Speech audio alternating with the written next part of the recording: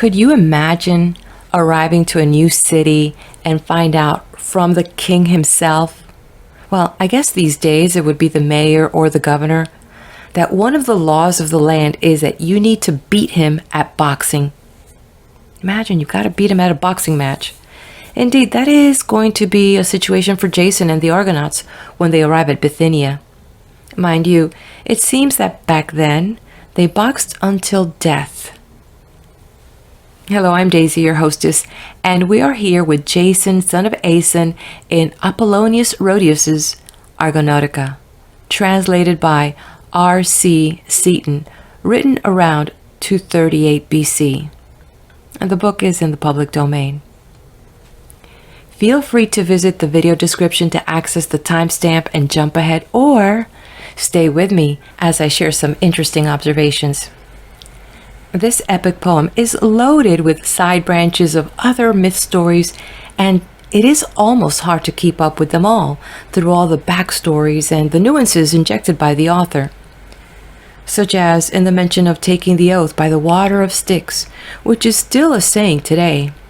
In Homer's Odyssey, which I have here on my playlist, the gods swear by the water of the Styx as their most binding oath. I mean, when I was a little girl, and I remember that a handshake and a person's word was their oath. Seems that those altruistic values are a thing of the past, or we could usher a new era by honoring our word, even if it's to ourselves. To my logical mind, it seems that these gods are not so above us since they have to give oaths, and the consequences for breaking an oath made upon the water of Styx are supposed to be extreme, at the cost of the oath-breaker being exiled from the assembly of the gods for 10 years, and also be denied nectar or ambrosia during this time. All this on account that the goddess Styx sided with Zeus in his war against the Titans, and because of that, to honor her, Zeus decreed that the solemn oaths of the gods be sworn by the water of Styx. Then we have Phineus and the Harpies, and we are told why the area is called the Floating Islands. I'll let you leave a comment once you find out. I would not like to go through the torture that Phineus went through. Yet, if there was one good takeaway, it was the wisdom he shared with the Argonauts, which seemed pretty zen to me. I mean, he was a seer, and it seems he was given a lot of time to ponder his fate. As he tells this wisdom, "Not everything is it for you to know clearly. Zeus wishes to deliver the utterances of the prophetic arts incomplete, in order that humans may still have a need to know the will of heaven." I don't know, but that's pretty twisted. I mean, have you ever wondered how sometimes life feels like a big test? And for what? Oh, wait a minute. So that we may know the will of heaven. Okay, so be ready to go through some rough waters and possible death as Jason navigates us through the clashing rocks, but I am going to give you the task to remind him to bring a bird, maybe a dove, and we may have a chance at life. Then, as we travel through Pontus, also known as the Black Sea, there are some places of interest such as the Black Beach. This could be today's Santorini Island, famous for its black beaches and volcanic activity, the formation of the island, and I've left some links here from my findings in the description of this video so you can continue the brain bust.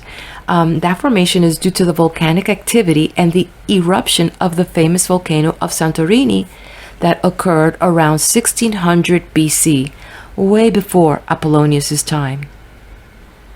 There are many pretty sights on the leg of this journey, but I'm glad we skirted the abode of Hades and also the Charybdis that were mentioned in Homer's Odyssey. Other adventures to prepare for is the attack of the birds and the ingenious strategy to avert them. We also learn about Serena, who was trained in the art of war and the hunt by Apollo. Truth or myth, that was the era where magic was really abounding everywhere, where science and religion were bounded together, where politicians did not make a major decision without confirmation from the seers, the augurs, the priests and priestesses. That's a lot of power and responsibility for such a gifted person.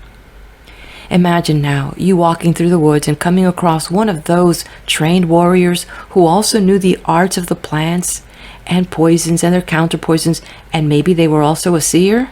Oh. Now, for you astrologers or astrologer lovers, we are reminded that the stars have been looking down upon us since the beginning of us looking back up at them, where we have the story told of the dog star Sirius.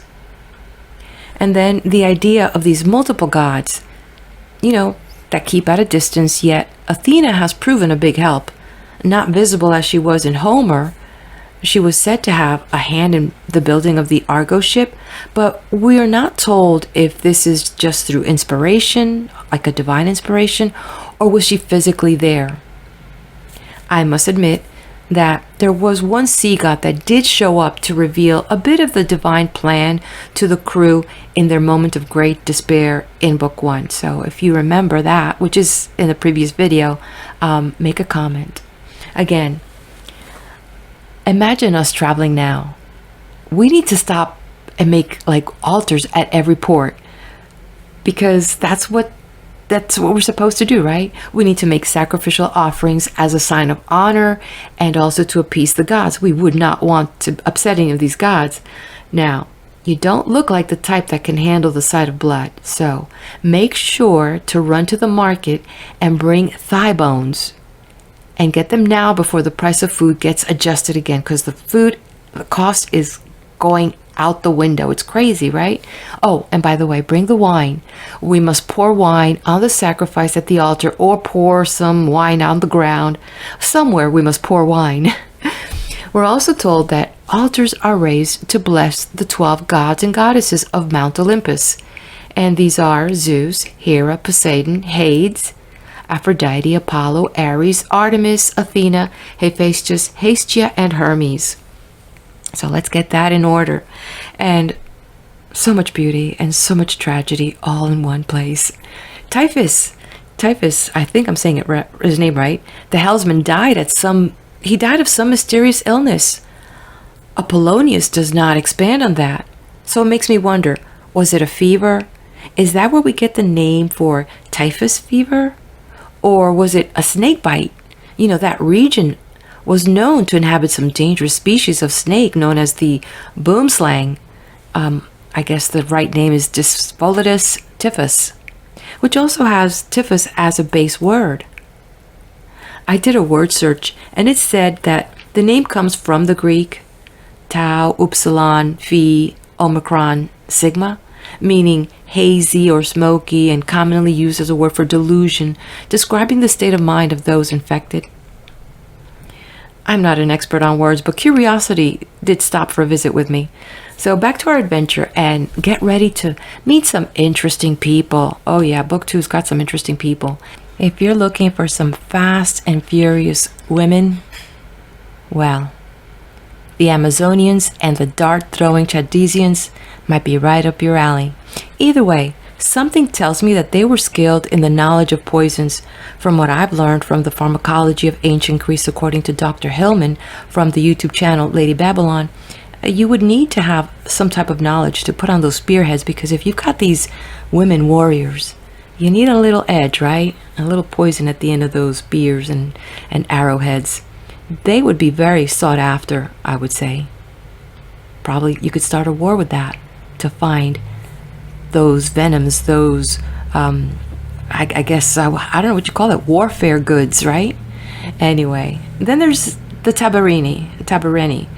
I'm still pondering their childbirthing process, which involves the men lying in bed and groaning with their heads close bound. I'm trying to picture that, while the women tend them with food and prepared childbirth baths for them. I'm like, is it the childbirth bath? I mean, is there something special about that? And I mean, aren't the women the one that need to be taken care of? Can anyone help me with that? Okay, so if you thought that was wild, what about you? Wait till you meet the folks over there at the Mosenoti, the sacred mount over there. They live in wooden huts, and Jason can tell you, he's right here, but he's still in shock. They have some strange stuff going on in their customs and laws.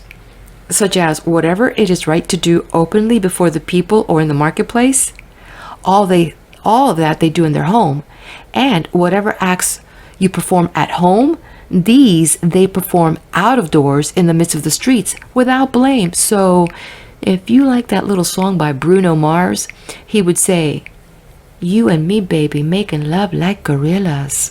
Oh yeah. So come, you look like you're primed for a wild adventure.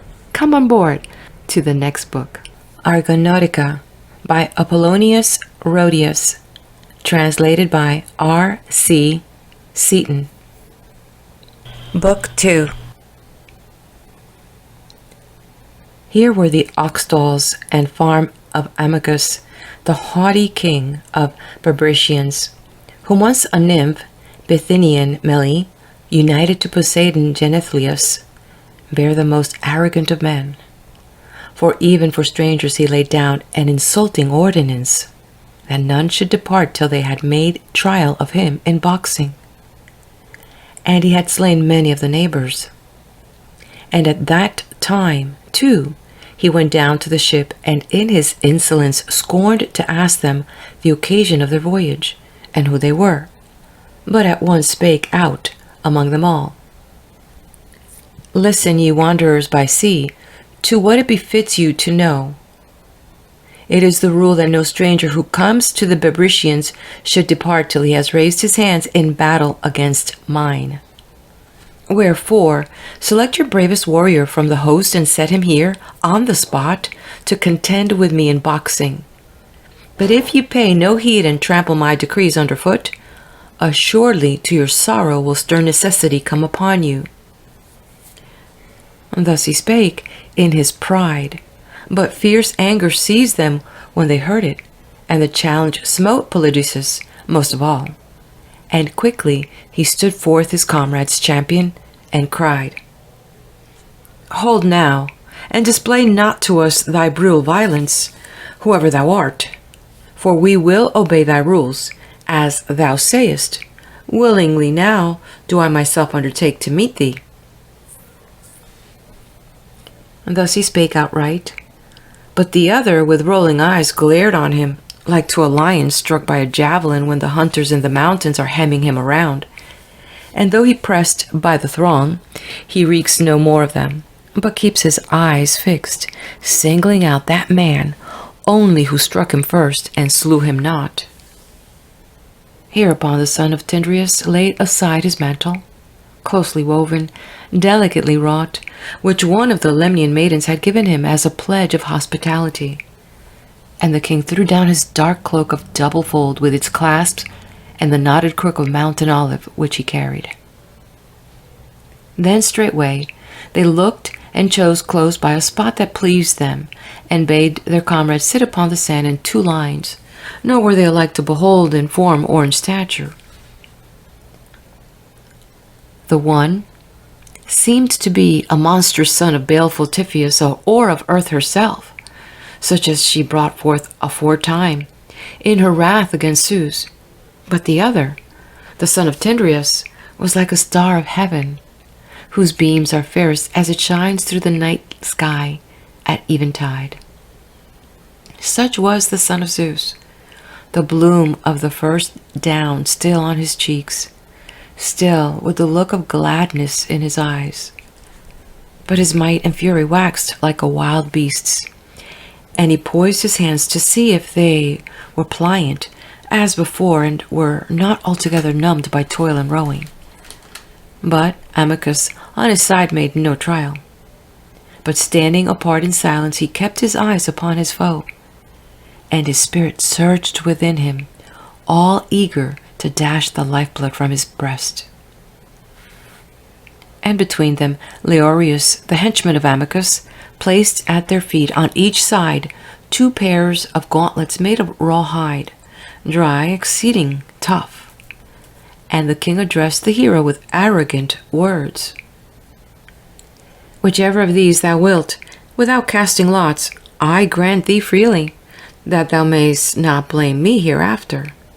Bind them about thy hands, thou shalt learn and tell another how skilled I am to carve the dry ox hides and to spatter man's cheeks with blood. Thus he spake, but the other gave back no taunt in answer, but with a light smile readily took up the gauntlets that lay at his feet. And to him came Castor and mighty Talos, son of Bias, and they quickly bound the gauntlets about his hands, often bidding him be of good courage.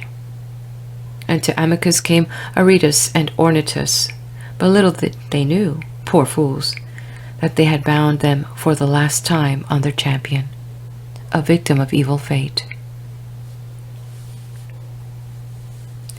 And now when they stood apart and were ready with their gauntlets, straightway in front of their faces they raised their heavy hands and matched their might in deadly strife. Hereupon the Bebrycian king, even as a fierce wave of the sea rises in a crest against a swift ship, but she, by the skill of the crafty pilot, just escapes the shock when the billow is eager to break over the bulwark. And so he followed up the son of Tyndareus, trying to daunt him, and gave him no respite. But the hero, ever wounded, by his skill baffled the rush of his foe, and he quickly noted the brutal play of his fist to see where he was invincible in strength, and where inferior, and stood unceasingly and returned blow for blow. And as when shipwrights with their hammer smite ship's timbers to meet the sharp clamps, fixing layer upon layer, and the blows resound one after another, so cheeks and jaws crashed on both sides, and a huge clattering of teeth arose, nor did they cease ever from striking their blows until labored gasping overcame both. And standing a little apart, they wiped from their foreheads sweat in abundance, wearily panting for breath. Then back they rushed together again, as two bulls fight in furious rivalry for a gazing heifer. Next Amycus, rising on tiptoe, like one who slays an ox, sprung to his full height and swung his heavy hand down upon his rival. But the hero swerved aside from the rush, turning his head, and just received the arm on his shoulder, and coming near and slipping his knee past the king's, with a rush he struck him above the ear and broke the bones inside. And the king, in agony, fell upon his knees. And the Minian heroes shouted for joy, and his life was poured forth all at once. Nor were the Bebrycians reckless of their king, but altogether took up rough clubs and spears, and rushed straight on Polydeuces. But in front of him stood his comrades, their keen swords drawn from the sheath. First Castor struck upon the head a man as he rushed at him, and it was cleft in twain and fell on each side upon his shoulders. And Polydeuces slew huge Idomeneus and Mimas. The one, with a sudden leap, he smote beneath the breast with his swift foot and threw him in the dust. And as the other drew near, he struck him with his right hand above the left eyebrow and tore away his eyelid, and the eyeball was left bare. But Oreades, insolent henchman of Amycus, wounded Talos, son of Bias, in the side, but did not slay him, but only grazing the skin, the bronze sped under his belt and touched not the flesh. Likewise, Aretus with well-seasoned clubs smote Iphitus, the steadfast son of Eurydice, not yet destined to an evil death.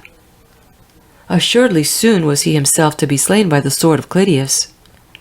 Then Ancus, the dauntless son of Lycurgus, quickly seized his huge axe, and in his left hand, holding a bear's dark hide, plunged into the midst of the Bebrycians with furious onset, and with him charged the sons of Aeacus, and with them started warlike Jason.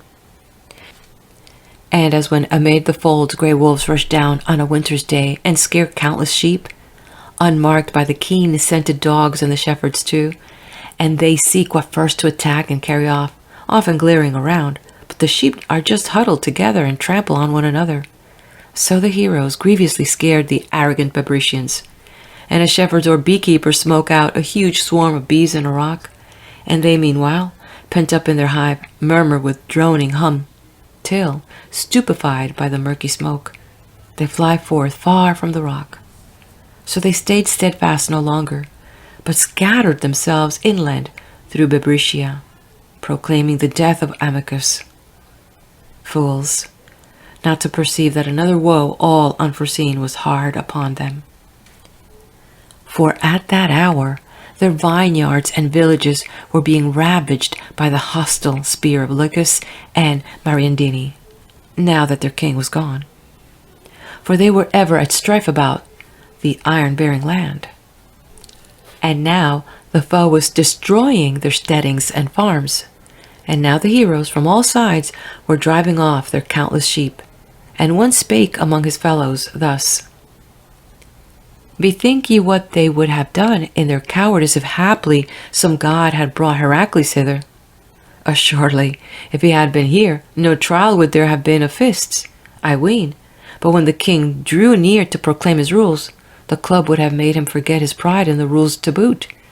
Yeah, we left him uncared for on the strand, and we sailed over sea, and full well each one of us shall know our baneful folly, now that he is far away. Thus he spake, but all these things had been wrought by the counsels of Zeus. Then they remained there through the night, and tended the herds of the wounded men, and offered sacrifice to the immortals, and made ready a mighty meal. And sleep fell upon no man beside the bowl and the blazing sacrifice. They wreathed their fair brows with the bay that grew by the shore, whereto their hawsers were bound, and chanted a song to the lyre of Orpheus in sweet harmony.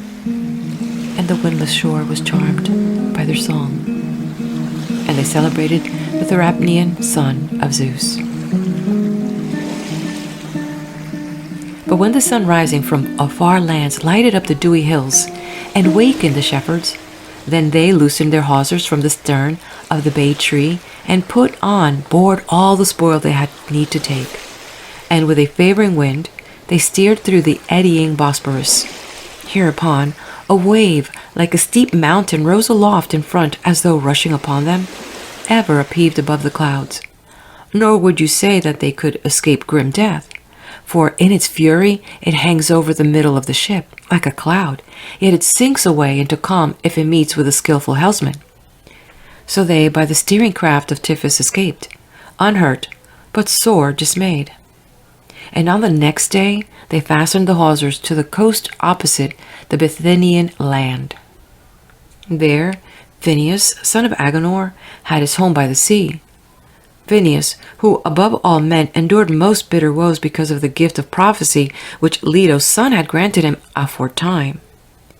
And he reverenced not a whit even Zeus himself, for he foretold unerring to men his sacred will.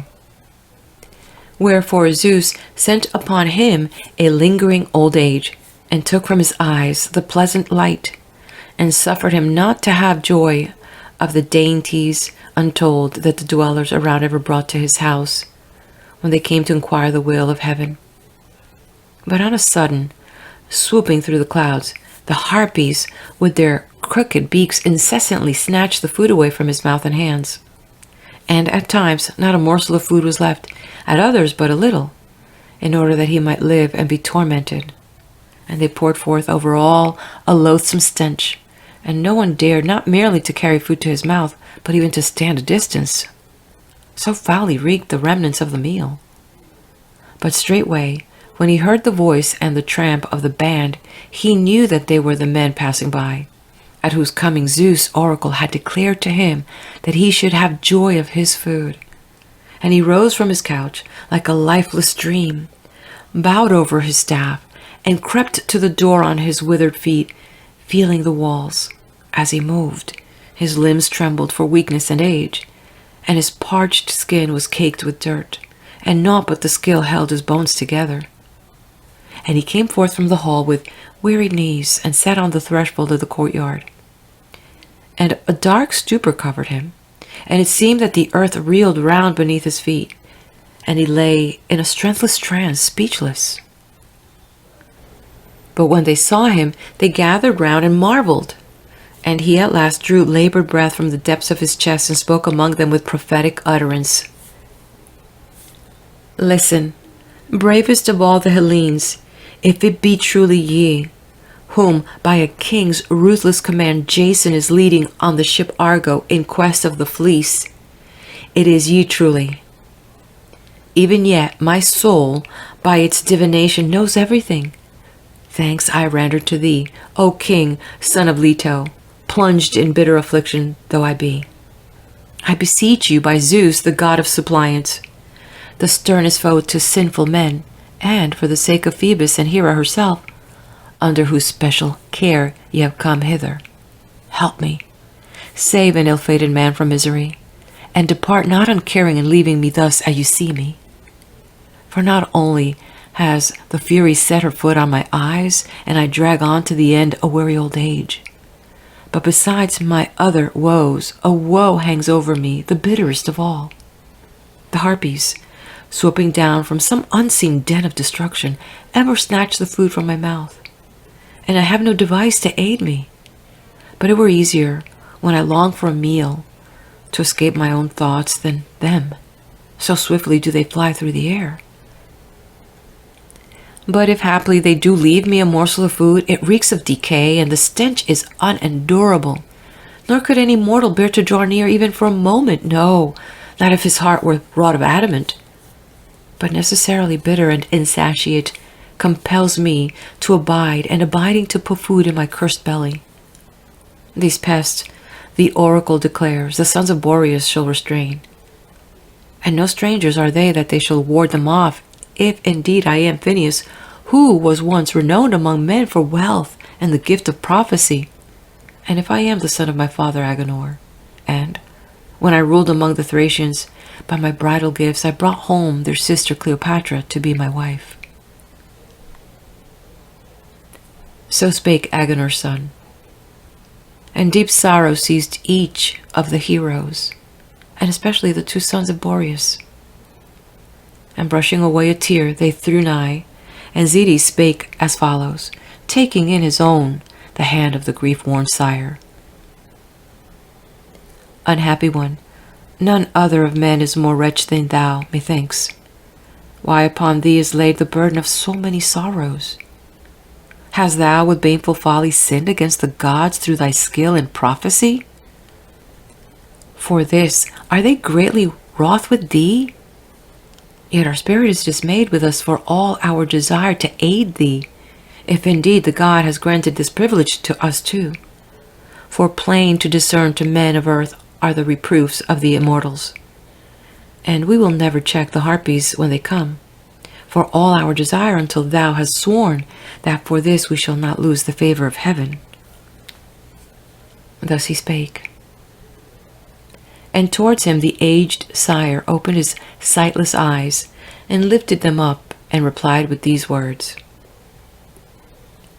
Be silent, store not up such thoughts in thy heart, my child. Let the son of Leto be my witness, he who of his gracious will taught me the lore of prophecy, and be witness the ill-starred doom which possesses me, and this dark cloud upon my eyes, and the gods of the underworld. And may their curse be upon me if I die perjured thus. No wrath from heaven will fall upon you too for help to me. Then were those too eager to help him because of the oath, and quickly the younger heroes prepared a feast for the aged man, a last prey for the Harpies, and both stood near him to smite with the sword those pests when they swooped down. Scarcely had the aged man touched the food when they forthwith, like bitter blasts or flashes of lightning, suddenly darted from the clouds, and swooped down with a yell, fiercely craving for food. And the heroes beheld them, and shouted in the midst of their onrush. But they at the cry devoured everything and sped away over the sea after, and an intolerable stench remained. And behind them the two sons of Boreas, raising their swords, rushed in pursuit. For Zeus imparted to them tireless strength. But without Zeus they could not have followed, for the Harpies used ever to outstrip the blasts of the west wind when they came to Phineus and when they left him. And as when, upon the mountain side, hounds cunning in the chase, run in the track of horned goats or deer, and as they strain a little behind, gnash their teeth upon the edge of their jaws in vain, So Ceres and Calais, rushing very near, just grazed the harpies in vain with their fingertips. And assuredly they would have torn them to pieces, despite heaven's will, when they had overtaken them far off at the floating islands. Had no swift Iris seen them and leapt down from the sky from heaven above, and cheeked them with these words: "It is not lawful, O sons of Boreas, to strike with your swords the harpies, the hounds of mighty Zeus, but I myself will give you a pledge, that hereafter they shall not draw near to Phineus." With these words she took an oath by the waters of Styx, which to all the gods is most dread and most awful, that the harpies would never thereafter again approach the home of Phineus, son of Agenor, for so it was fated. And the heroes, yielding to the oath, turned back their flight to the ship. And on account of this, men call the islands of turning through aforetime. They call them the floating islands. And the harpies and Iris parted. They entered their den in Minoan Crete, but she sped up to Olympus, soaring aloft on her swift wings. Meanwhile, the chiefs carefully cleansed the old man's squalid skin, and with due selection sacrificed sheep, which they had borne away from the spoil of Amycus. And when they had laid a huge supper in the hall, they sat down and feasted, and with them feasted Phineus ravenously, delighting his soul as in a dream. And there, when they had taken their fill of food and drink, they kept awake all night waiting for the sons of Boreas. And the aged sire himself sat in the midst, near the hearth, telling of the end of their voyage and the completion of their journey. Listen then, not everything is it lawful for you to know clearly, but whatever is heaven's will, I will not hide. I was infatuated aforetime, when in my folly I declared the will of Zeus in order and to the end. For he himself wishes to deliver to men the utterances of the prophetic art incomplete, in order that they may still have some need to know the will of heaven. First of all, after leaving me, you will see the twin Cyanean rocks where the two seas meet. No one, I ween, has won his escape between them, for they are not firmly fixed with roots beneath, but constantly clash against one another to one point, and above a huge mass of salt water rises in a crest, boiling up and loudly dashes upon the hard beach. Wherefore now obey my counsel, if indeed with prudent mind and reverencing the blessed gods you pursue your way. And perish not foolishly by a self-sought death, or rush on following the guidance of youth. First, entrust the attempt to a dove when ye have sent her forth from the ship. And if she escapes safe with her wings between the rocks to the open sea, then no more do you refrain from the path, but grip your oars well in your hands, and cleave the sea's narrow strait, for the light of safety will be not so much in prayer as in strength of hands. Wherefore let all else go, and labor boldly with might and main. Better then implore the gods as you will, I forbid you not. But if she flies onward and perishes midway, then do you turn back, for it is better to yield to the immortals. For ye could not escape an evil doom from the rocks, not even if Argo were of iron. O hapless ones, dare not to transgress my divine warning, even though you think that I am thrice as much hated by the sons of heaven as I am, and even more than thrice. Dare not to sail further with your ship in despite of the omen. And as these things will fall, so shall they fall. But if ye shun the clashing rocks and come scatheless inside Pontus, straightway keep the land of Bithynians on your right, and sail on, and beware of the breakers, until you round the swift river Rebus and the black beach, and reach the harbor of the Isle of Thynias. Thence you must turn back a little space through the sea and beach your ship on the land of the Mariandini, lying opposite.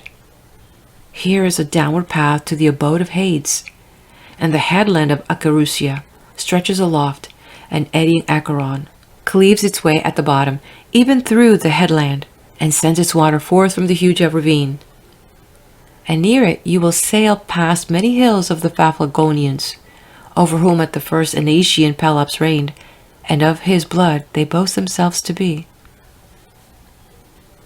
Now there is a headland opposite Hellas the Bear, steep on all sides, and they call it Carambis, about whose crest the blasts of the north wind are sundered. So high in there does it rise, turned towards the sea. And when ye have rounded, broad Aegaleus stretches before you. And at the end of broad Aegaleus, at a jutting point of coast, the waters of the river Halys pour forth with a terrible roar, and after it his flowing near, but smaller in stream, rolls into the sea with eddies. Onward from thence, the bend of a huge and towering cape reaches out from the land. Next, Thermodon at its mouth flows into a quiet bay at the Thermocerian headland, after wandering through a broad continent. And here is the plain of Dosius, and near are the 3 cities of the Amazons, and after them the Chalybes. Most wretched of men, possess soil rugged and unyielding sons of toil. They busy themselves with working iron. And near them dwell the Tiberini, rich in sheep, beyond the Ganatian headlands of Zeus, lord of hospitality. And bordering on it the Mossynoeci, next in order inhabit the well-wooded mainland and the parts beneath the mountains, who have built in towers made from trees their wooden homes and well-fitted chambers, which they call Messines, and the people themselves take their name from them. After passing them, ye must beach your ship upon a smooth island. When you have driven away with all manner of skill and the ravening birds, which is countless numbers haunt the desert island. In it the queens of the Amazons, Otreri and Antiope, built a stone temple of Ares when time they went forth to war. Now here an unspeakable help will come to you from the bitter sea, wherefore with kindly intent I bid you stay. But what needs is there that I should sin yet again, declaring everything to the end of by my prophetic art? And beyond the island, and opposite mainland dwell the Philares, and above the Philares are the Macrones, and after them the vast tribes of Becadi, and next in order to them dwell the Sepades and the Bezedes, have the lands adjoining to them, and beyond them at last live warlike Colchians themselves. But speed on in your ship, till you touch the inmost bourne of the sea. And here, at the Cyanean mainland, and from Amarantine mountains, far away and Circane plain, eddying Phasis rolls his broad stream to the sea. Guide your ship to the mouth of that river, and you shall behold the towers of Cyanean Aedes, and the shady grove of Ares, where a dragon, a monster terrible to behold, ever glares around, keeping watch over the fleece that is spread upon the top of an oak. Neither by day nor by night does sweet sleep subdue his restless eyes. Thus he spake, and straightway fear seized them as they heard, and for a long while they were struck with silence. Till at last the hero, son of Aeson, spake, sore dismayed at their evil plight. O aged sire, now hast thou come to the end of the toils of our sea journey, and hast told us the token, trusting to which we shall make our way to Pontus through the hateful rocks? But whether, when we have escaped them, we shall have a return back again to Hellas, this too would we gladly learn from thee. What shall I do? How shall I go over again such a long path through the sea, unskilled as I am, with unskilled comrades? And Colchis lies at the edge of Pontus and of the world. Thus he spake, and him the aged sire addressed in reply. O son, when once thou hast escaped through the deadly rocks, fear not, for a deity will be guide from A by another track, and to A there will be guides enough. But my friends, take thought of the artful aid of the Cyprian goddess, for on her depends the glorious issue of your venture. And further than this ask me not. Thus spake Agenor's son, and close at hand the twin sons of Thracian Boreas came darting from the sky, and set their swift feet upon the threshold. And the heroes rose up from their seats when they saw them present. And Cetes, still drawing hard breath after his toil, spake among the eager listeners, telling them how far they had driven the Harpies, and how has prevented their slaying them, and how the goddess of her grace gave them pledges, and how those others in fear plunged into the vast cave of Dictaean cliff. Then, in the mansion, all their comrades were joyful at the tidings, and so was Phineus himself. And quickly Aeson's son, with good will exceeding, addressed him. Assuredly, there was then, Phineus, some god who cared for thy bitter woe, and brought us hither from afar. The sons of Boreas might aid thee, and if too he should bring sight to thine eyes, verily I should rejoice, methinks, as much as if I were on my homeward way. And thus he spake. But Phineus replied to him with downcast look, Son of Aeson, that is past recall, nor is there any remedy hereafter, for blasted are my sightless eyes. But instead of that, may the god grant me death at once, and after death I shall take my share in perfect bliss. Then they two returned answering speech, each to other, and soon in the midst of their converse early dawn appeared. And round Phineus were gathered the neighbors, who used to come thither aforetime day by day, and constantly bring a portion of their food. To all alike, however poor he was that came, the aged man gave his oracles with good will, and freed many from their woes by his prophetic art, wherefore they visited and tended him. And with them came Paraebius, who was dearest to him, and gladly did he perceive these strangers in the house. For long ere now the seer himself had said that a band of chieftains, faring from Hellas to the city of Aceres, would make fast their hawsers to the Thynian land, and by Zeus' will would check the approach of the Harpies. The rest of the old man pleased with words of wisdom, and let them go. Paraebius only he bade remain there with the chiefs, and straightway he sent him and bade him bring back the choicest of his sheep. And when he had left the hall, Phineus spake gently amid the throng of oarsmen. O my friends, not all men are arrogant, it seems, nor unmindful of benefits. Even as this man, loyal as he is, came hither to learn his fate. For when he labored the most and toiled the most, then the needs of life, ever growing more and more, would waste him, and day after day ever dawned more wretched, nor was there any respite to his toil. But he was paying the sad penalty of his father's sin. For he went alone on the mountains, felling trees, once slighted the prayers of a hamadryad, who wept and sought to soften him with plaintive words, not to cut down the stump of an oak covel with herself, wherein for a long time she had lived continually, but he in the arrogance of youth recklessly cut it down. So to him the nymph thereafter made her death a curse, to him and to his children. I indeed knew of the sin when he came, and I bid him build an altar to the Thynian nymph, and offer on it an atoning sacrifice, with prayer to escape his father's fate.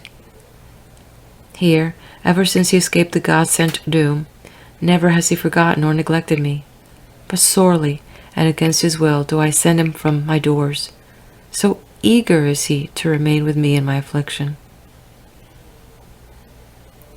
Thus spake Agenor's son. And his friends straightway came near, leading 2 sheep from the flock. And up rose Jason, and up rose the sons of Boreas of the bidding of the aged sire. And quickly they called upon Apollo, lord of prophecy, and offered sacrifice upon the health as the day was just sinking. And the younger comrades made ready a feast to their heart's desire. Thereupon, having well feasted, they turned themselves to rest, some near the ship hawsers, others in groups throughout the mansion. And at dawn the Etesian winds blew strongly, which by the command of Zeus blow over every land equally. Cyrene, the tale goes, once tended sheep along the marsh meadow of Peneus among men of old time, for dear to her were maidenhood and a couch unstained. But, as she guarded her flock by the river, Apollo carried her off far from Hamonia and placed her among the nymphs of the land, who dwelt in Libya near the Myrtosian height. And here to Phoebus she bore Aristaeus, the Hammonians, rich in corn land, called hunter and shepherd. Her, of his love, the god made a nymph there, a long life and a huntress, and his son he brought while still an infant to be nurtured in the cave of Charon. And to him, when he grew to manhood, the Muses gave a bride, and taught him in the arts of healing and of prophecy. And they made him the keeper of their sheep, of all that grazed on the Athamantian plain of Phthia, and round steep Orthrus, and the sacred stream of River Apollonius. But when from heaven Sirius scorched the Minoan isles, and for long there was no respite for the inhabitants, then by the injunction of the far darter they summoned Aristaeus to ward off the pestilence. And by his father's command he left Phthia, and made his home in Ceos, and gathered together the Pharisaian people who are of the lineage of Lycaon, and he built a great altar to Zeus, Igmaos, and duly offered sacrifices upon the mountains to that star Sirius, and to Zeus, son of Cronos himself. And on this account it is that Etesian winds from Zeus cool the land for 40 days, and in Ceos even now the priest offers sacrifices before the rising of the dog star. So the tale is told, but the chieftains stayed there by constraint, and every day the Athenians, doing pleasure to Phineus, sent them gifts beyond measure. And afterwards they raised an altar to the blessed 12 on the sea beach opposite, and laid offerings thereon, and then entered their swift ship to row, nor did they forget to bear with them a trembling dove. But Euphemus seized her and brought her all quivering with fear, and they loosed the twin hawsers from the land. Nor did they start unmarked by Athena, but straightway swiftly she set her keel on a light cloud, which would waft her on, mighty though she was, and she swept on to the sea with friendly thoughts to the oarsmen. And as when one roveth far from his native land, as we men after wander with enduring heart, nor is any land too distant, but all ways are clear to his view, and he sees in mind his own home, and at once the way over sea and land seems slain, and swiftly thinking, now this way, now that, he strains with eager eyes. So swiftly the daughter of Zeus darted down and set her foot on the cheerless shore of Thynia. Now when they reached the narrow strait of the winding passage, hemmed in on both sides by rugged cliffs, while an eddying current from below was washing against the ship as she moved on, they went forward sorely in dread, and now the thud of the crashing rocks ceaselessly struck their ears, and the sea-washed shores resounded. And then Euphemus grasped the dove in his hand and started to mount the prow. And they, at the bidding of Tiphys, son of Hagnias, rowed with good will to drive Argo between the rocks, trusting to their strength. And as they rounded a bend, they saw the rocks opening for the last time of all. Their spirit melted with them, and Euphemus sent forth the dove to dart forward in flight, and they all together raised their heads to look. But she flew between them, and the rocks again rushed together and crashed as they met face to face, and the foam leapt up in a mass like a cloud. Awful was the thunder of the sea, and all round them the mighty welkin roared. The hollow caves beneath the rugged cliffs rumbled as the sea came surging in, and the white foam of the dashing waves spurted high above the cliff.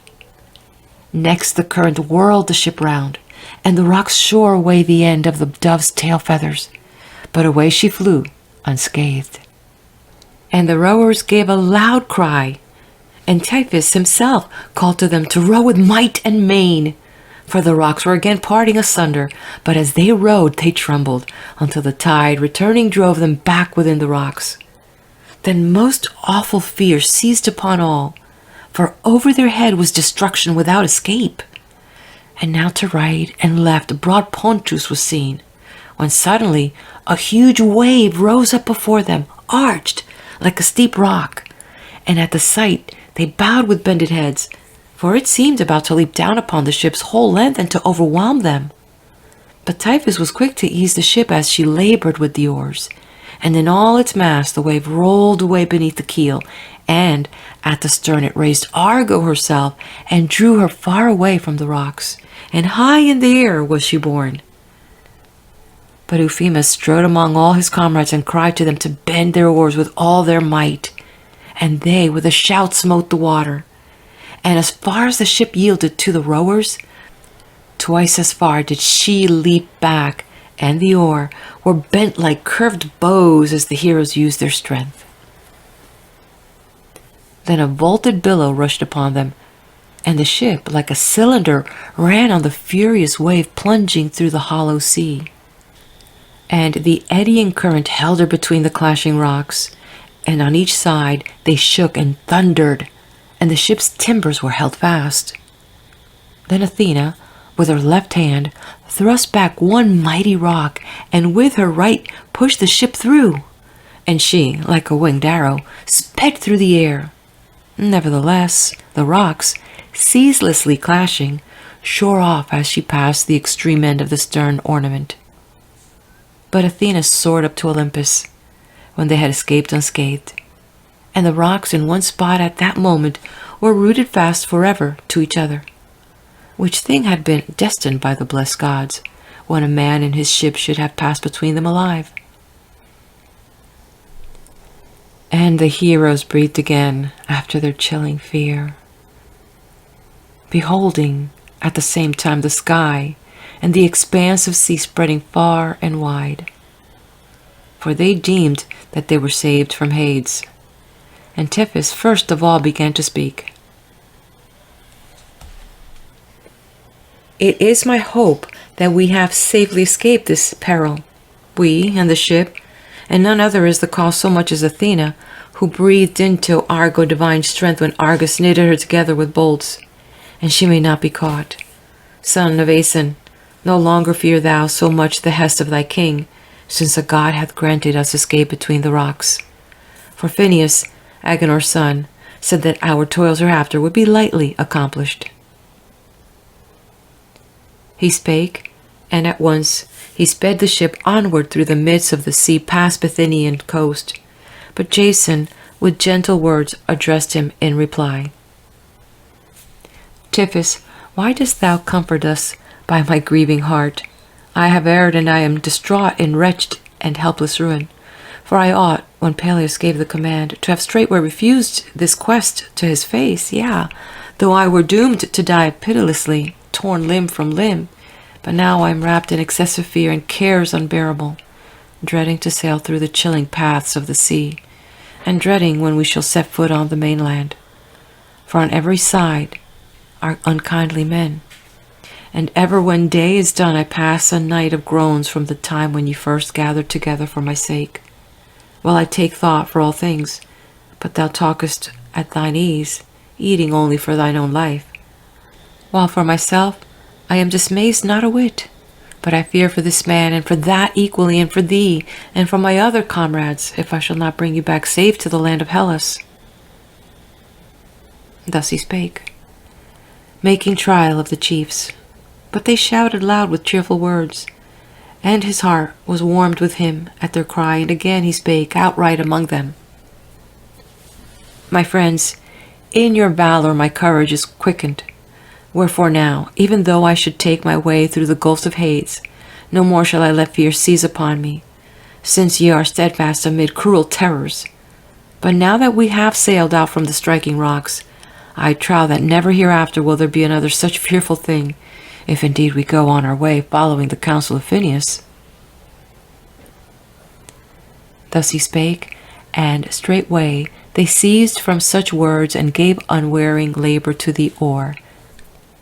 And quickly they passed by the swiftly flowing river Rebus and the peak of Colone, and soon thereafter the black headland, and near it the mouth of the river Phyllis, where aforetime Disphous received in his home the son of Athamas, when with his ram he was flying from the city of Orchomenus.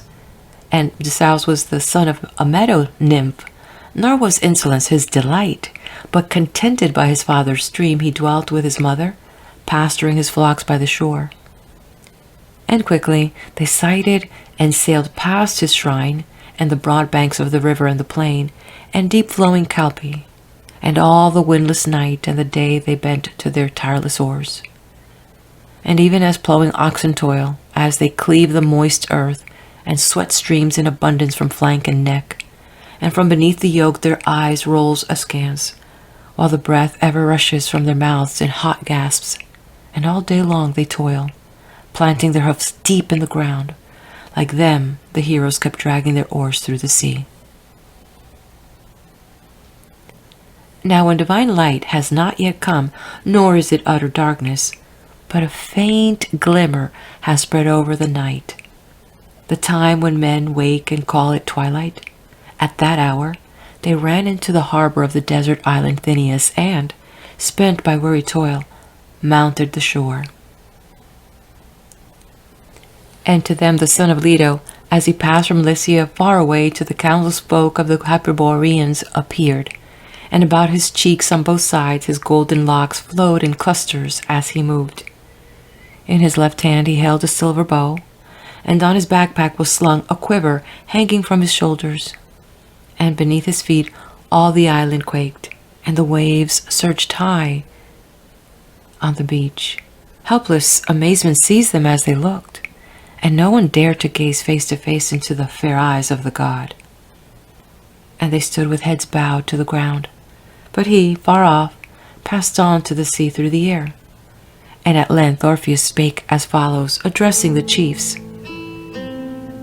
Come, let us call this island the sacred isle of Apollo of the dawn, since he has appeared to all, passing by at dawn. And we will offer such sacrifices as we can, building an altar on the shore, and if hereafter he shall grant us a safe return to the Hammond land, then we will lay on his altar the thighs of horned goats. And now I bid you propitiate him with the steam of sacrifice and libations. Be gracious, O king, be gracious in thy appearing. Thus he spake, and they straightway built up an altar with shingle, and over the island they wandered, seeking if haply they could get a glimpse of a fawn or a wild goat that often seek their pasture in the deep wood. And for them Leto's son provided a quarry, and with pious rites they wrapped in fat the thigh bones of them all and burnt them on the sacred altar, celebrating Apollo, Lord of Dawn. And round the burning sacrifice they set up a broad dancing ring, singing, All hail, fair god of hailing, Phoebus, all hail. And with them Oeagrus' goodly son began a clear lay on his Bistonian lyre. How once beneath the rocky ridge of Parmesus he slew with his bow the monster Delphine, he, still young and beardless, still rejoicing in his long tresses. Mayest thou be gracious, ever, O king, be thy locks unshorn, ever unravaged, for so is it right. And none but Leto, daughter of Cos, strokes them with her dear hands. And often the Corycian nymphs, daughter of Phasis, took up the cheering strain, crying, Healer! Hence arose this lovely refrain of the hymn to Phoebus.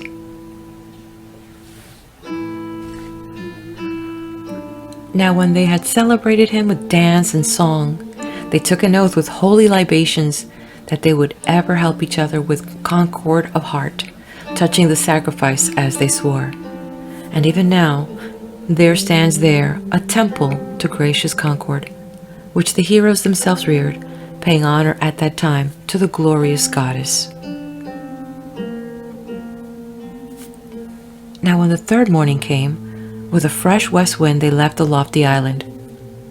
Next, on the opposite side they saw and passed the mouth of the river Sangarius, and the fertile land of Mariandini, and the stream of Lycus, and the Anthemosian lake. And beneath the breeze the ropes and all the tackling quivered as they sped onward. During the night the wind ceased, and at dawn they gladly reached the haven of the Etruscan headland. It rises aloft with steep cliffs, looking towards the Bithynian sea, and beneath its smooth rocks, ever washed by the sea, stand rooted firm. And round them the wave rolls and thunders loud, but above, wide-spreading plane trees grow on the topmost point, and from it towards the land a hollow glen slopes gradually away, where there is a cave of Hades, overarched by wood and rocks.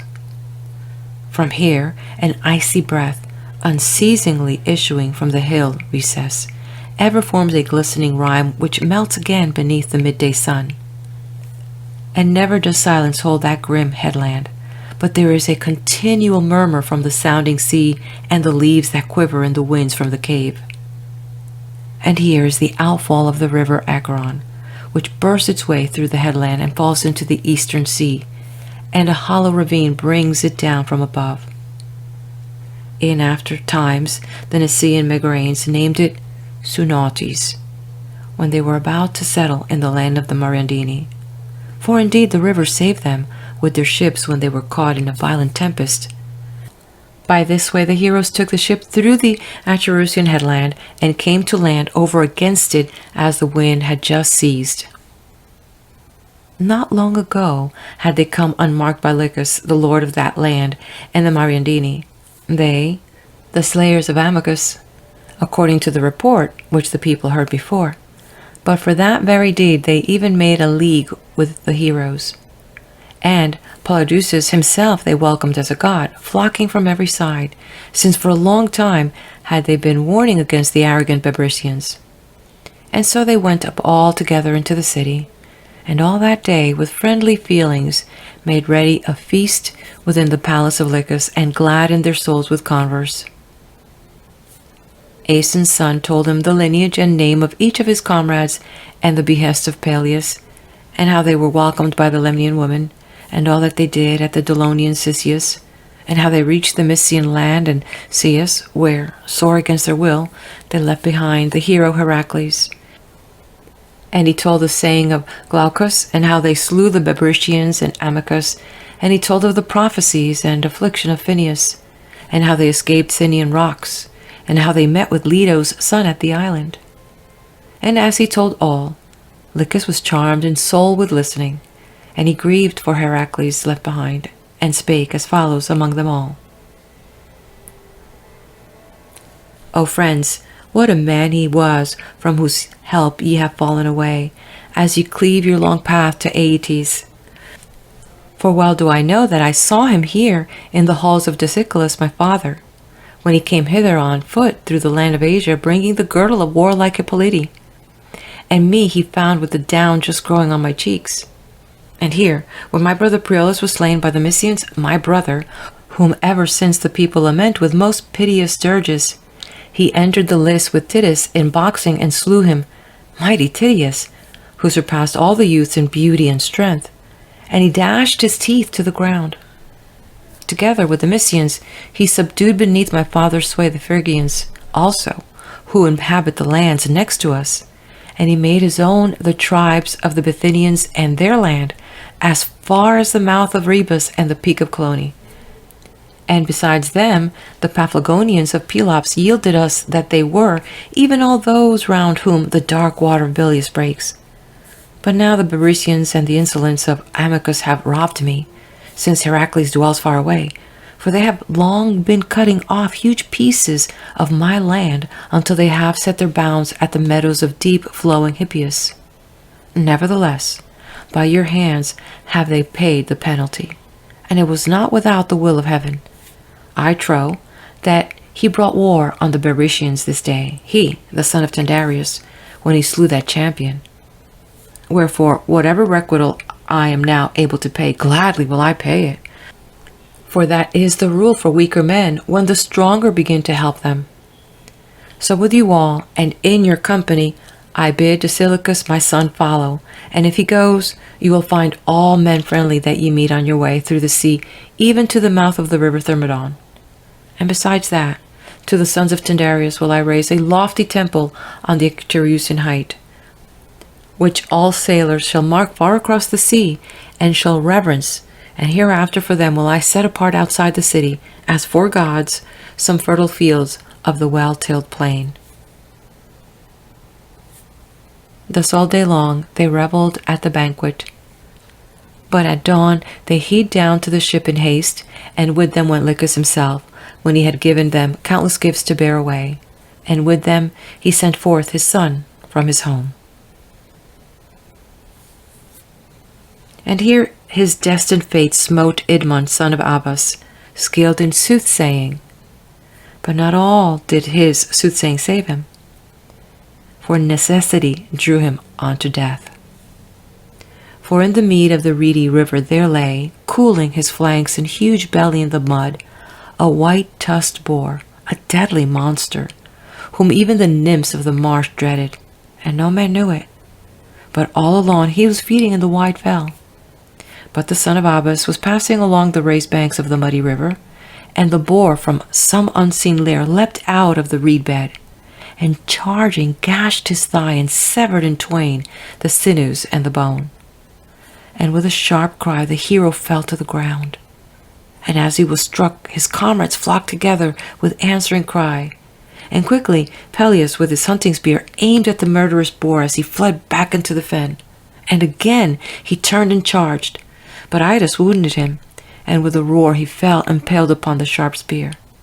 And the boar they left on the ground just as he had fallen there.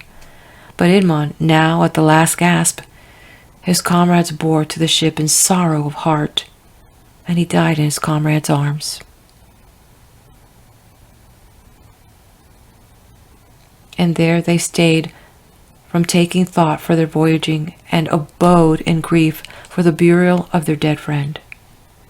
And for 3 whole days they lamented, and on the next day buried him with full honors, and the people of King Lycus himself took part in the funeral rites.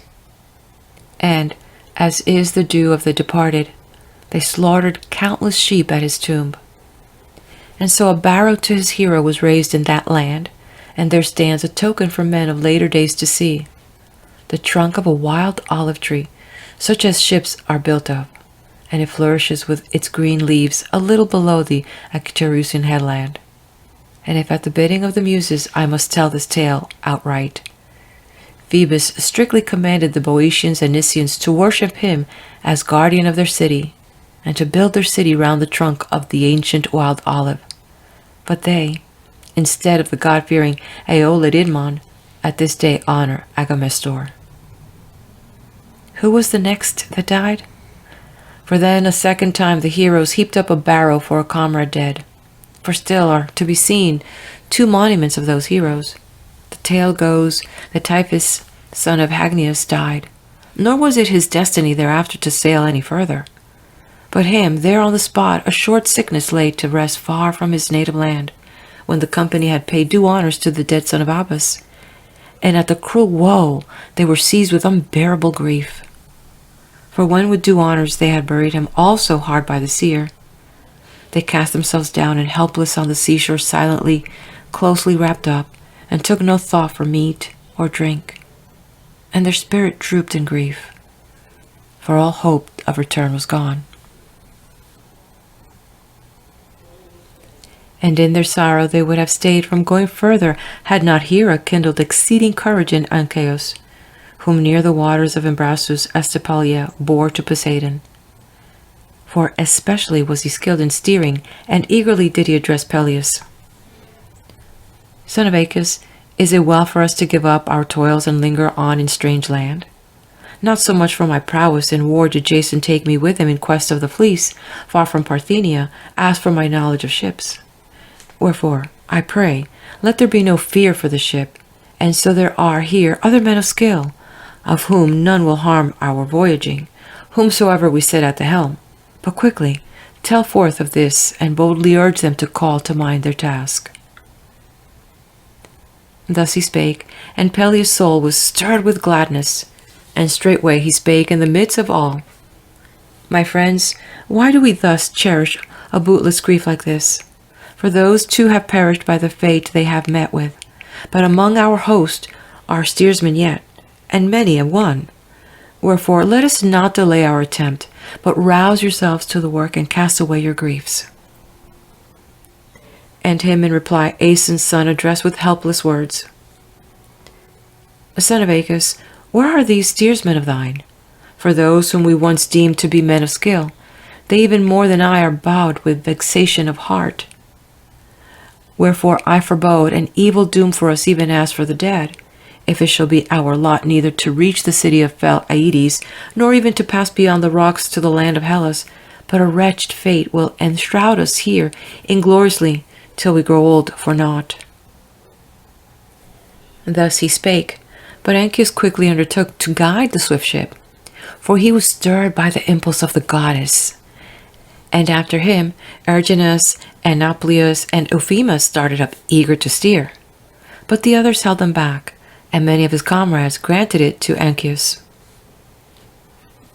So on the 12th day they went aboard at dawn, for a strong breeze of westerly wind was blowing.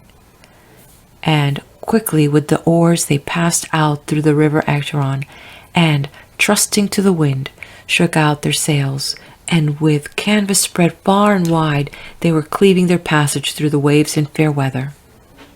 And soon they passed the outfall of the river Callicrus, where, the tale goes, the Nysian son of Zeus, when he had left the tribes of the Indians and came to dwell at Thebes, held revels and arrayed dances in front of a cave, wherein he passed unsmiling sacred nights, from which time the neighbors called the river by the name of Callicrus and the cave Olion. Next they beheld the barrow of Sthenelus, Actor's son, who on his way back from the valorous war against the Amazons, for he had been the comrades of Heracles, was struck by an arrow and died there upon the sea beach. And for a time they went no further, for Persephone herself sent forth the spirit of Actor's son, which craved with many tears to behold men like himself, even for a moment. And mounting on the edge of the barrow, he gazed upon the ship, such as he was when he went to war. And round his head a fair helm with 4 peaks gleamed with its blood-red crest. And again he entered the vast gloom, and they looked and marveled. And Mopsus, son of Ampicus, with word of prophecy, urged them to land and propitiate him with libations. Quickly they drew in sail and threw out hawsers, and on the strand paid honor to the tomb of Sthenelus, and poured out drink offerings to him, and sacrificed sheep as victims. And besides the drink offerings, they built an altar to Apollo, savior of ships, and burnt thigh bones, and Orpheus dedicated his lyre, whence the place has the name of Lyra. And straightway they went aboard as the wind blew strong, and they drew the sail down, and made it taut to both sheets. Then Argo was borne over the sea swiftly, even as a hawk soaring high through the air commits to the breeze its outspread wings, and is borne on swiftly, nor swerves in its flight, poising in the clear sky with quiet pinions. And lo, they passed by the stream of Parthenius as it flows into the sea, a most gentle river, where the maid, daughter of Leto, when she mounts to heaven after the chase, cools her limbs in its much-desired waters. Then they sped onward in the night without ceasing, and passed Sesamus and lofty Erythine, Crobialus, Chroma, and woody Catoris. Next they swept round Carambis at the rising of the sun, and plied the oars past long Aegilians all day and on through the night. And straightway they landed on the Assyrian shore, where Zeus himself gave a home to Sinope, daughter of Asopus, and granted her virginity, beguiled by his own promises. For he longed for her love, and he promised to grant her whatever her heart's desired might be. And she, in her craftiness, asked of him virginity. And in like manner she deceived Apollo too, who longed to wed her, and besides them the river Halys, and no man ever subdued her in love's embrace. And there the sons of noble Damachus of Tricca were still dwelling, Deleon, Autolycus, and Phlogius, since the day when they wandered far away from Heracles. And they, when they marked the array of chieftains, went to meet them and declared in truth who they were. And they wished to remain there no longer, but as soon as Argestes blew, went on shipboard. And so with them, borne along by the swift breeze, the heroes left behind the river Halys, and left behind his that flows hard by, and the delta land of Assyria. And on the same day they rounded the distant headland of the Amazons that guards their harbor. Here once, when Menelepe, daughter of Ares, had gone forth, the hero Heracles caught her by ambuscade, and Hippolyte gave him her glistening girdle as her sister's ransom, and he sent away his captive unharmed. In the bay of this headland, at the outfall of Thermodon, they ran ashore, for the sea was rough for their voyage. No river is like this, and none sends forth from itself such mighty streams over the land. If a man should count every one, he would lack but 4 of 100, but the real spring is only one. This flows down to the plain from lofty mountains, which, men say, are called the Amazonian mountains.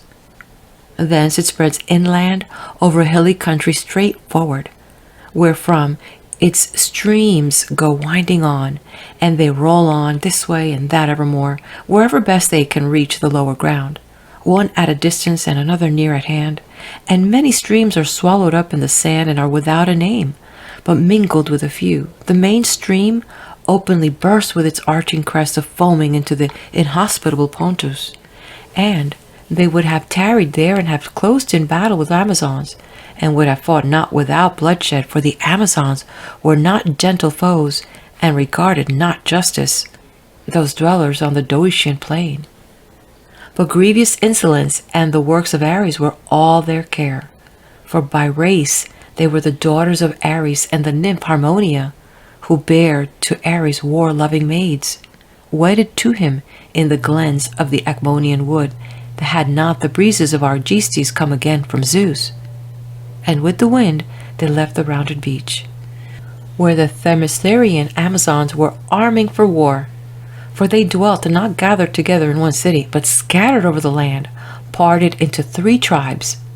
In one part dwell the Themysterians, over whom at the time Hippolyte reigned, in another the Lycastians, and in another the dart-throwing Chadesians. And the next day they sped on, and at nightfall they reached the land of Chalybes. That folk have no care for plowing with oxen, or for any planting of honey-sweet fruit, nor yet do they pasture flocks in the dewy meadow, but they cleave the hard iron-bearing land and exchange their wages for daily sustenance. Never does the morn rise for them without toil, but amid bleak sooty flames and smoke they endure heavy labor. And straightway thereafter they rounded the headland of the Genatian Sus, and sped safely past the land of Tibareni. Here, when wives bring forth children to their husbands, the men lie in bed and groan with their heads close bound, but the women tend them with food, and prepare childbirth baths for them. Next, they reach the sacred mount and the land where the Mosanosi dwell amid high mountains in wooden huts, from which that people take their name. And strange are their customs and laws. Whatever it is right to do openly before the people or in the marketplace, all this they do in their homes, but whatever acts we perform at home, these they perform out of doors in the midst of the streets, without blame. And among them is no reverence for the marriage bed, but, like swine that feed in herds, no whit abashed in others' presence, on the earth they lie with the women. Their king sits in the loftiest huts, and dispenses upright judgments to the multitude. Poor wretch! For if haply he err at all in his decrees, for that day they keep him shut up in starvation. They pass them by and cleft their way with oars over against the island of Ares all day long, for at dusk the light breeze left them. At last they spied above them, hurtling through the air, one of the birds of Ares which haunt the isle. It shook its wings down over the ship as she sped on, and sent against her a keen feather, and it fell on the left shoulder of goodly Oileus, and he dropped his oar from his hands at the sudden blow, and his comrades marveled at the sight of the winged bolt. And Aribodes from his seat hard by drew out the feather, and bound up the wound when he had loosed the strap hanging from his own sword sheath, and besides the first, another bird appeared swooping down. But the hero Clytius, son of Eurytus, for he bent his curved bow and sped a swift arrow against the bird, struck it, and it whirled round the fell close to the ship. And to them spake Amphidamas, son of Aleus. The island of Ares is near us. You know it yourselves now that ye have seen these birds. But little will arrows avail us, I trow, for landing. But let us contrive some other device to help us, if ye intend to land, bearing in mind the injunction of Phineus. For not even could Heracles, when he came to Arcadia, drive away with bow and arrow the birds that swam on the Stymphalian lake. I saw it myself. But he shook in his hand a little of bronze and made a loud clatter as he stood upon a lofty peak, and the birds fled far off, screeching in bewildered fear. Wherefore, now too, let us contrive some such device, and I myself will speak, having pondered the matter beforehand. Set on your heads your helmets of lofty crests, then half row by turns, and half fence the ship about with polished spears and shields. Then all together raise a mighty shout, so that the birds may be scared by the unwothed din, the nodding crests, and the uplifted spears on high. And if we reach the island itself, then make mighty noise with the clashing of shields. Thus he spake, and the helpful device pleased all. And on their heads they placed helmets of bronze, gleaming terribly, and the blood-red crests were tossing. And half of them rowed in turn, and the rest covered the ship with spears and shields. And as when a man roofs over a house with tiles, to be an ornament of his home and a defense against rain, and one the fits firmly into another, each after each, so they roofed over the ship with their shields, locking them together. And as a din arises from a warrior host of men sweeping on, when lines of battle meet, such a shout rose upward from the ship into the air. Now they saw none of the birds yet, but when they touched the island and clashed upon their shields, then the birds in countless numbers rose in flight hither and thither.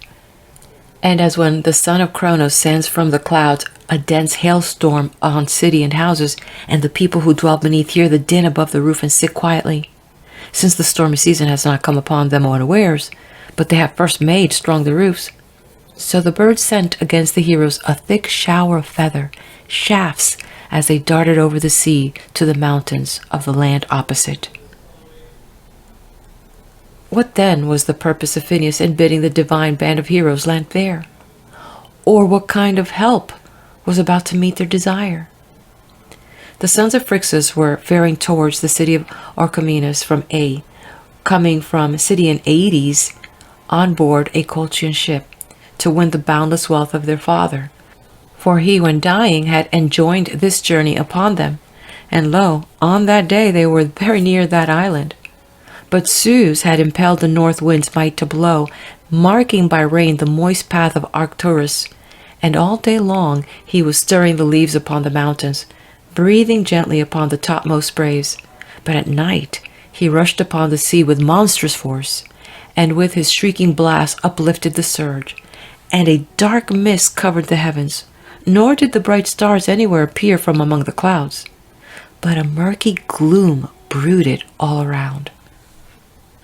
And so the sons of Phrixus, drenched and trembling in fear of a horrible doom, were borne along by the waves helplessly, and the force of the wind had snatched away their sails and shattered in twain the hull, tossed as it was by the breakers. And hereupon, by heaven's prompting, those four clutched a huge beam, one of many that were scattered about, held together by sharp bolts, when the ship broke to pieces. And on to the island the waves and the blast of wind bore the men into their distress, within a little of death. And straightway a mighty rain burst forth, and rained upon the sea and the island, and all the country opposite the island, where the arrogant Mossynoeci dwelt. And the sweep of the waves hurled the sons of Phrixus, together with their massy beam, upon the beach of the island in the murky night, and the floods of the rain from Zeus ceased at sunrise. And soon the two bands drew near and met each other, and Argus spoke first. "We beseech you, by Zeus the beholder, whoever ye are, to be kindly and to help us in our need. For fierce tempests, falling on the sea, have shattered all the timbers of the crazy ship in which we were cleaving our path on business bent. Wherefore we entreat you, if haply ye will listen, to grant us just a covering for our bodies, and to pity and succor men in misfortune, your equals in age. O reverend suppliants and strangers, for Zeus' sake, the god of strangers and suppliants. To Zeus belong both suppliants and strangers, and his eye, methinks, beholdeth even us." And in reply the son of Aeson prudently questioned him, deeming that the prophecies of Phineus were being fulfilled. All these things will we straightway grant you with right good will. But come, tell me truly in what country ye dwell, and what business bids you sail across the sea, and tell me your own glorious names and lineage. And him Argus, helpless in his evil plight, addressed. That one Phrixus and Iolid reached aid from Hellas, you yourselves have clearly heard ere this, I trow. Phrixus, who came to the city of Aedes bestriding a ram, which Hermes had made all gold, and the fleece you may see even now. The ram, at its own prompting, he then sacrificed to Zeus, son of Cronus above all, the god of fugitives. And him did Aedes receive in his palace, and with gladness of heart gave him his daughter Chalciope in marriage without gifts of wooing. From those two are we sprung. But Phrixus died at last, an aged man, in the home of Aedes, and we, giving heed to our father's behest, are journeying to Arhomenus to take the possessions of Athamas. And if thou dost desire to learn our names, this is Citocerus, this Pontus, and this Malus, and me you may call Argus. Thus he spake, and the chieftains rejoiced at the meeting, and tended them, much marvelling. And Jason again in turn replied, as was fitting, with these words. Surely ye are our kinsmen on my father's side, and ye pray that with kindly hearts we succor your evil plight. For Cretheus and Athamas were brothers. I am the grandson of Cretheus, and with these comrades here I am journeying from that same Hellas to the city of Aedes. But of these things we will converse hereafter. And do ye first put clothing upon you? By heaven's devising, I ween, have ye come to my hands in your sore need. He spake, and out of the ship gave them raiment to put on. Then altogether they went to the temple of Ares to offer sacrifice of sheep, and in haste they stood round the altar, which was outside the roofless temple, an altar built of pebbles. Within a black stone stood fixed a sacred thing, to which of yore the Amazons all used to pray.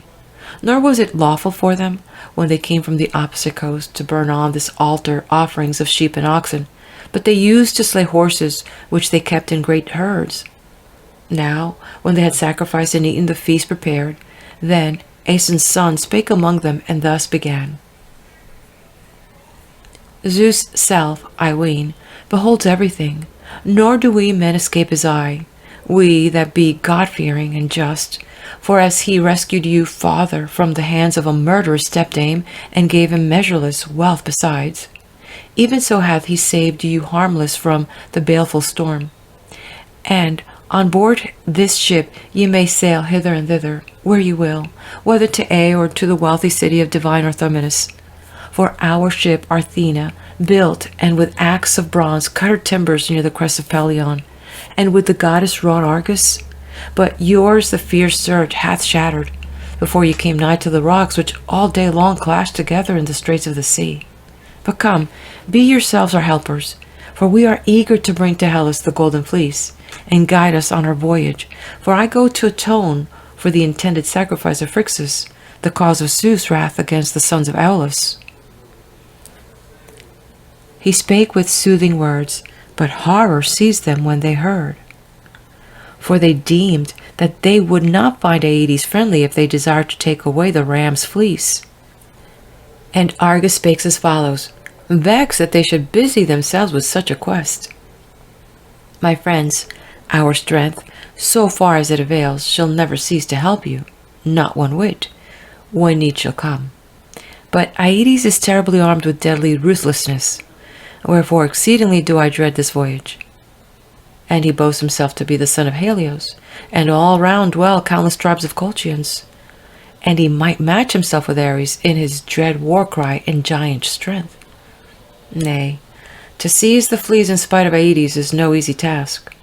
So huge a serpent keeps guard round and about it, deathless and sleepless, which earth herself brought forth on the sides of Caucasus by the rock of Typhoon, where Typhoon, they say, smitten by the bolt of Zeus, son of Cronos, when he lifted against the god his sturdy hands, dropped from his head hot gore, and in such plight he reached the mountains and plain of Nysa, where to this day he lies whelmed beneath the waters of the Serbonian lake.